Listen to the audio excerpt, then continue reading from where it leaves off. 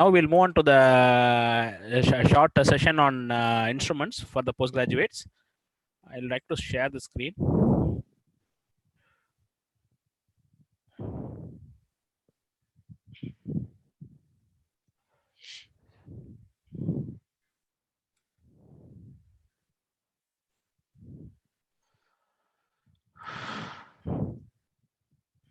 Is my screen visible, sir? Visible, sir. Okay. So in the I'll be taking around 10 to 15 minutes only. In this things, we'll be showing a few instruments. I am basically interested in pediatric allergy and pulmonology, so I'll be showing a few respiratory instruments which will be useful for your exams. So this is the first instruments in this presentation. So what is this instrument? We have few questions, and I'm going to ask the answers, and I will tell you the answers also subsequently. So what is this instrument? This is the instrument, and what are the various parts which has been mentioned here? You have to tell what is this part, what is this, and what is this or all. And the second question is, what is the indication to use this instrument? And is there any contraindication for using this instrument? And what are the complications generally we face when we use this instrument? And what is the procedure, stepwise procedure we follow? So we most of us, we see this instrument in our emergency room. This is nothing but a laryngeal mask airway. The parts of this laryngeal mask airway includes this is the inflatable cuff. Basically this is a very important part, and which tries to hold the airway in this proper place. And second is the aperture bars through which the air entry happens. And the third one is the valve. And the fourth one is the inflation balloon. Once you inflate this, then only the cuff will get inflated. And the fifth one is the connector. Here you will be, this area will be in the pharynx, and this area will be connected to the bag and mask valve. So what is the indication? When will you use this laryngeal mask airway? Basically, we try intubation in a case of emergency such as cardiac arrest or respiratory failure. In such a case, we are unable to secure the airway, and we don't have any expertise at the time of doing the emergency intubation in a case of very sick child. It's always better to use the laryngeal mask airway if we have that airway. This is the one common indication which should be used where LMA is used. The second common indication is in operation theater, where when a child requires very short anesthesia, which can be managed without endotracheal intubation, where one has to consider the use of LMA. So in the emergency room and in the operation theater, we have two indications to use the LMA. Is there any contraindication to use the LMA? There is no specific contraindication, but we should not use LMA when a child is alert and we have intact gag reflex. In such a child, always don't use LMA. So what are the complications anticipated? So when you don't use it appropriately, there is a high chance of going for injury of the upper airway and causes a lot of trauma of the airways, and sometimes aspiration of the gastric contents also will happen. So what are this is the final question for the first instrument. What are the steps which one should follow in introducing LMA? Basically, it is a airway protection device. So we are dealing with a sick child. So always the very important things like an endotracheal intubation, we should always pre-oxygenate the child with 100% oxygen. The next important thing is we have to deflate the cuff. The cuff should be deflated. This is a very, very common mistake postgraduates will do. So we have to go for deflating the cuff before introduction of the LMA. Then apply the proper lubrication on the posterior surface of the mask. This is for the LMA. What all we have to do? We have to keep the deflation and we have to do the lubrication. And finally, we have to keep the child in the proper position, sniffing position. And we have to hold the LMA as a simple pen, like with holding the index finger and the thumb, and try to introduce the LMA into the patient's mouth along the hard palate into the pharynx till you reach the resistance. Then once you reach the hypopharynx, you reach the resistance there, and that is the stage we have to inflate the balloon. Once you inflate the balloon, the LMA is in position, and try to connect the bag and mask to the connector and give the bag and mask ventilation and look for the air entry and look for the chest rise. So these are the various steps one should follow while putting the LMA for the child. So we'll go to the next instrument. What is this? Here we have a lot of colored devices and we have a mask. What is this? So first question is, what is the instrument? The second is, what is the principle behind which this instrument works? And third one is, mention the colors and the various flow rate needed to give the FiO2 this is the oxygen delivery device. So question is, what is the flow rate which we have to use in various color coded devices, and what is the FiO2 expected out of it, and what is the advantage of this device over a simple face mask? So we will move on to the answers. So we all know this is again an emergency device, which is commonly an oxygen delivery device. This is known as Venturi Mask. Basically, this is a color coded device, and it is a high flow oxygen delivery device. In oxygen delivery device, we have two types of devices. One is a low flow oxygen delivery device, which is our face mask, common thing, a nasal cannula, all these things is low flow oxygen delivery devices. Whereas the other important one is the high flow oxygen delivery devices. The another important high flow oxygen delivery devices we all know is a non-repeating face mask, is also a high flow oxygen delivery device. The one other high flow oxygen devices is the Venturi face mask. What is the principle it works? The principle where Venturi works is the Bernoulli's principle. Basically, in this area only we will be introducing the oxygen tubing, and this will be connected to the face mask. So when you introduce the oxygen through the oxygen tubing, the oxygen enters here with the pressure, and in this movement it also causes suction effect of the air from the atmosphere, and through this mixture of the oxygen flow which has been given from the cylinder and the suction from the environment through the space, that causes them the desired flow of and then causes the FiO2 required to get for the patient. So the next question is, what is the Venturi color, and then what is the flow, and what is the required oxygen saturation? So if you see here, the blue Venturi, if you give 2 to 4 liters of oxygen, it will give 25% FiO2. And if you give white Venturi 4 to 6 liters of oxygen, you'll be able to get 28% FiO2. And for a yellow Venturi, one should use around 8 to 10 liters of oxygen. When you use an appropriate oxygen flow, you'll be getting around 35% of FiO2. And in a red Venturi, if you use 10 to 12 liters of oxygen, you'll be getting 40% of FiO2. And finally, in a green Venturi, we should use almost 12 to 15 liters of oxygen, and you'll be getting a 60% FiO2. The very important point is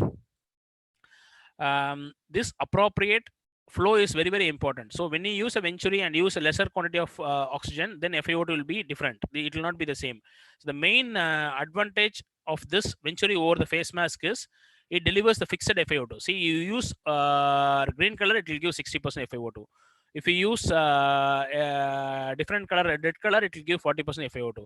So the most important thing is you should use correct flow, then it delivers the fixed FiO2. Whereas in the case of simple face mask, the FiO2 will be delivered will be a little different. And more important than this, the second important point which is useful in Venturi is it helps to monitor a child whether it is improving or not.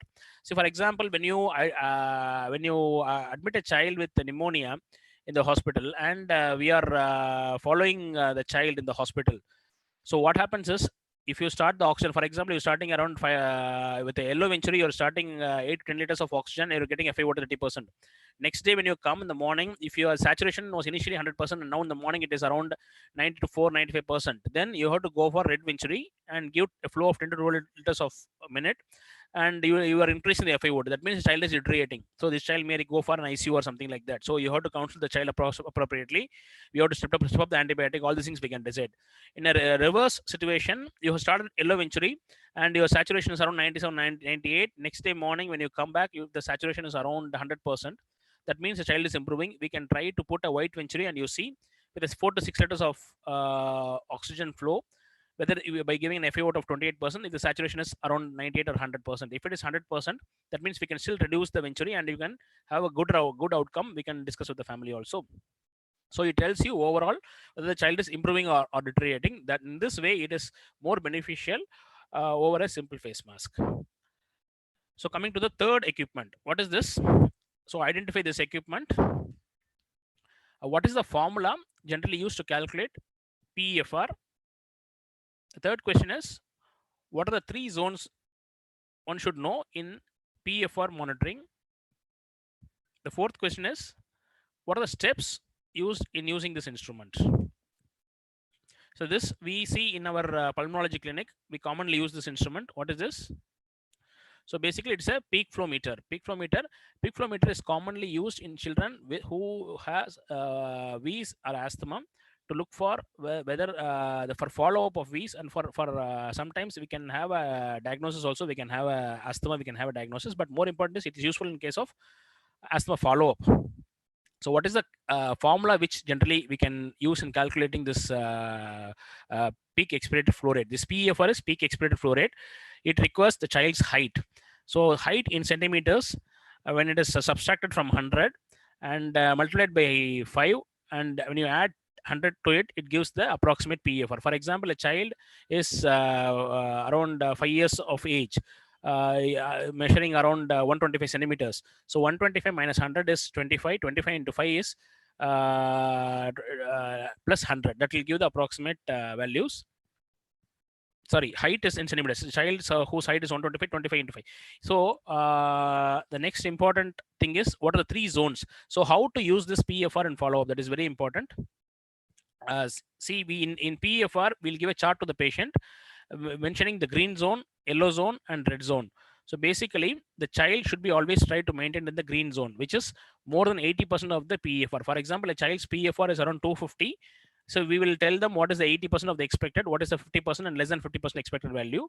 And when it comes 80%, it's good. It's like a very much like a traffic light we see. Green zone indicates safety, yellow zone indicates caution, and red zone indicates danger. So when the child is doing regular PEFR, here the child will be doing a PEFR monitoring, asthmatic child, in the morning and night, and they'll be having a values. When the values is maintaining around 80 to 100%, this is nothing to worry. Continue the same, and they can meet the doctor every month or 2 months once. Suppose when the child gets cold cough and you're doing a PEFR value and it drops down to 50 to 80% of the value, then it is caution. That means that you have to step up the preventer, or you have to go off the comorbidities. For example, the child may get a wheeze, we have to go to the hospital and we have to disable the treatment. If the value goes less than 50%, the child is in danger, and you have to rescue with the salbutamol, or you have to go for steroids. So these are the various steps. First, you have to see whether the pointer is in the normal 0. Attach the mouthpiece here, and then keep it properly, hold it properly, so that your finger will not interfere the movement of the pointer. And finally, occlude it into the mouth and blow it properly, and try to get the reading and note the reading, and again bring it back down to 0. These are the various steps. So coming to the next instrument. So what is this and what is this? This is also a pulmonology equipment which we commonly see. The left side, what we see is the impulse oscillometry. On the right side, what we see is a simple spirometry. Just coming to the last few slides. This is what is this? Basically, we have 2 graphs, this upper one and lower one. So what about the diagrams in the top and bottom? What are these things, and what are the numbers indicated in this diagram? This, what the postgraduate should know. This is very, very important. So if you see here, this is a simple spirometry. This is the patient. When the patient starts taking deep inspiration, the curve starts like this and then goes like here, and in expiration, child does the expiration, it steeply increases and then it falls off. This is the flow volume loop, and the second curve is nothing but volume time group. This is the volume, this is time. So the first value what we see here and here is nothing but your FEV1, and the second one what we see is this one is the vital capacity. This one is the vital capacity in the above graph and the below graph. And the third one is, this is the phase of expiration, and this is the phase of inspiration. This is the inspiration phase, and this is the expiration phase. So finally, this is a spirometry. What is the thing? This is the volume time loop, and this is the flow volume curve. You see here, there is a bending here. You see here, there is a depression here. This is the expiration phase, and you have a depression. What is this? This is nothing but a cough artifact in expiration. When you have a cough artifact, you cannot interpret this PFT, and you should go for a repeat value. So thank you very much. So next we'll go on to the next case scenario for the day. It will be a non-neurology case. We have 2 expert faculties with us. The first faculty is Dr. Janani Shankar. She is a pediatrician and hematologist from Kanchi Kamakodi Child Trust Hospital. Madam has did her PhD in hematology, and she has a special interest in emergencies. She is very much associated with PALS training course, and she's also also has interest in IAP. She's IAP president in 2019, and she's also currently EB member. And the next faculty is Professor Dr. C.E. Jayakumar. Sir is the professor and head of the Department of Pediatrics in Amrita Institute of Medical Sciences. Sir is a senior faculty and has a vast experience in the teaching the postgraduate for more than 2 decades. So I welcome you both for this training session. And the postgraduate who is going to present the case is Dr. Navya, and she's from the Amrita Institute of Medical Sciences. So over to you, sir. I think one thing I want to tell you, both of them are now CIAP EB Yes, sir. members. Yes, sir. That is more that's important. great. So that's I'm great. sorry, sir. Both are central IAP EB members. Yeah. Let's Over go to you, ahead sir. with that. So, Navya George. good evening to all of you, and good morning to Dr. Janani. Dr. Janani is in the US. Is it like that, Dr. Janani? Yeah. Yeah. So at the outset, I would like to thank, congratulate Dr. Nagaraju, Professor Dr. Major Nagaraju, for giving me this opportunity to chair this session. And as you know, my PG, my senior is present in the case, so I do not have any match fixing. So I am considered